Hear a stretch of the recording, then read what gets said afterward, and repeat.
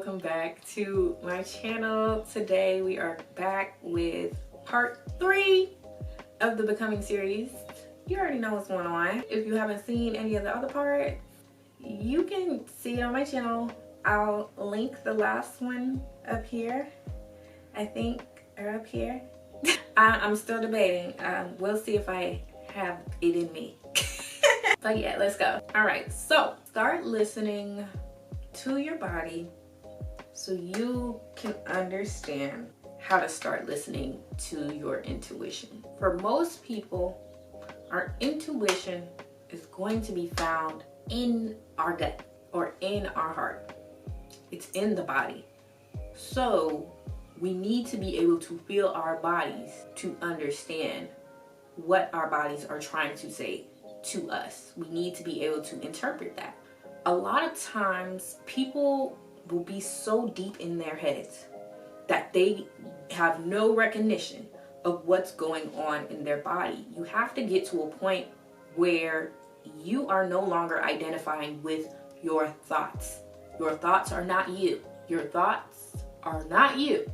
I would really want to advise you to try not to think at all, honestly.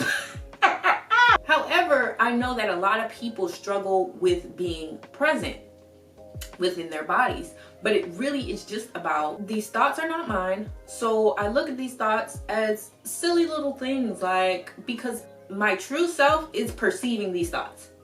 That's how it is. There's two people going back at it when there is a thought. It's me, and then there's the thought. And I'm just perceiving the thought and thinking about the thought. You know what I'm saying?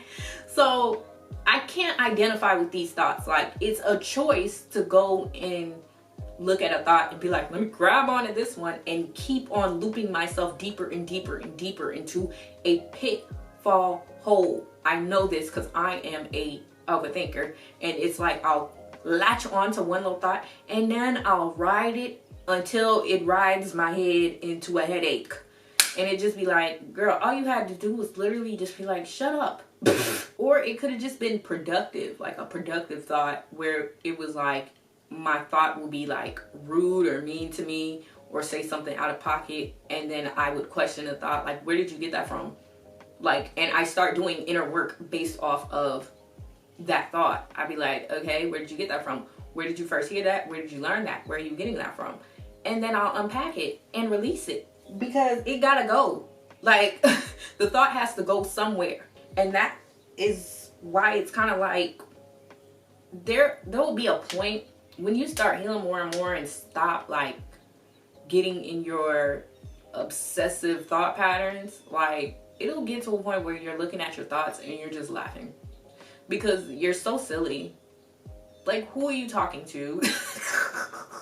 Because that's the point I'm getting to, where it's like, are you done? Because once I've already worked on it and I've already processed the emotion, the thought is just a habit. It's just a habit that keeps continually happening in my head. And I just need to break out of it. And I just combat the thought with something that is positive. And overall, I'm learning to literally turn my brain off. Like, I've gotten to a point where I'm starting to master turning my brain off. All I do is drop into my body. But understand that my body is very peaceful and very silent. So how I do my best to drop into my body is by literally just focusing on my senses, the 5 senses: touch, smell, taste, sight, hearing.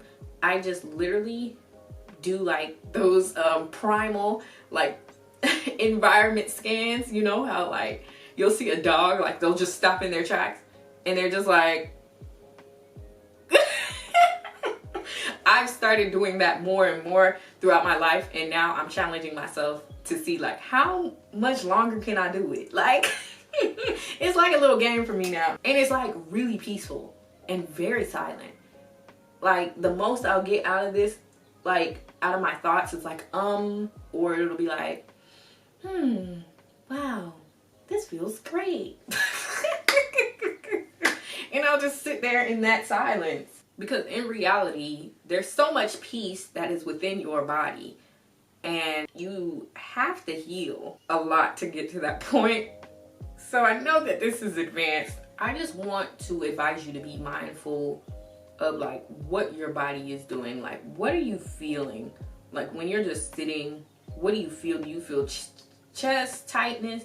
Do you feel tightness in your throat chakra? Do you feel like your gut is just moving around? Like, do you feel unstable, dizzy, unrooted? Do you feel congestion in your head? Like, get familiar with what you're feeling so that you can get to the root of it.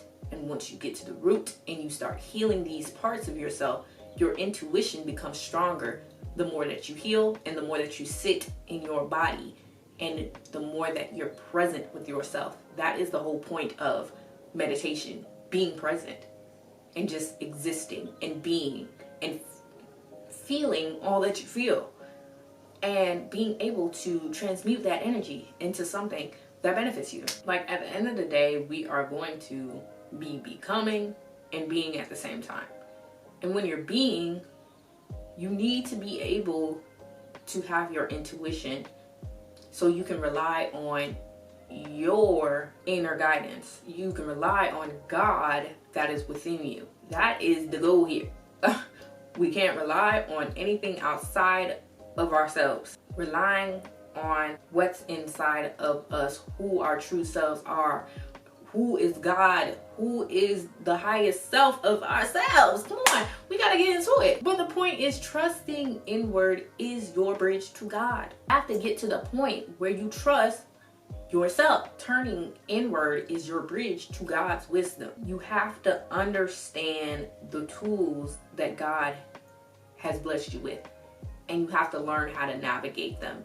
So you really want to try your best to increase your intuition. They have intuition practice all online. Like, that's the great thing about social media. You can look this stuff up and you can find it. It's easy, it's accessible. We can start learning this stuff, and you can look different things up on, like, how can I become more intuitive and things like that. Like, and it's really gonna help you to start trusting yourself.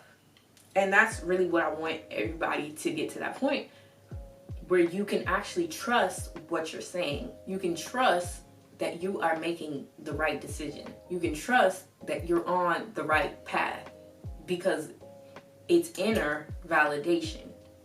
It's inner knowing that you know the best route for yourself. All right, so one of the ways you can start doing this, this is something I had to start doing. So whenever you feel something in your body, you have to kind of act on it. So for example, as soon as you feel hungry, go eat.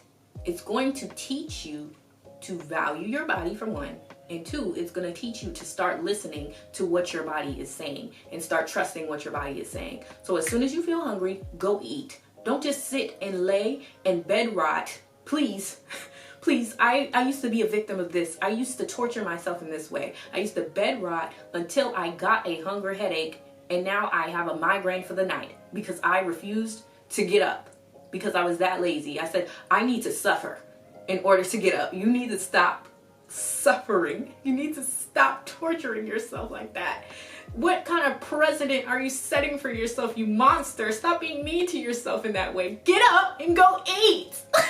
Literally, like, please go eat. But it's really helpful. Like, it's going to help you to be more efficient and not be so prone to procrastination. Once you have a urge to do something, get up and go do it. There's nothing stopping y'all but yourselves a lot of the time. There's no excuses. Get up. You have an urge to go clean them dishes. You have an urge to go clean that laundry. Go do it. Stop sitting around and wasting time. Get off your phone. Put your phone down. It's always that damn phone. And if you really have to bribe yourself, do so. Give yourself an incentive for getting up. Like, be like, you know what? Because I went and I got up and I did my laundry, I'm gonna give myself some ice cream. Because I went and I got the food that I wanted, my treat is going to be me watching my favorite comfort movie. Like, you gotta literally postpone your happiness So you can do the tasks that you literally have to do in order to improve your life. Like, this is stuff to improve your overall life. It's the little things that count, and this is just a start that I'm gonna give y'all so y'all can help yourselves. And honestly, we gonna end the video right there. I did not think I would be on a point for that long, but I was rambling. God was speaking through me. I have no explanation.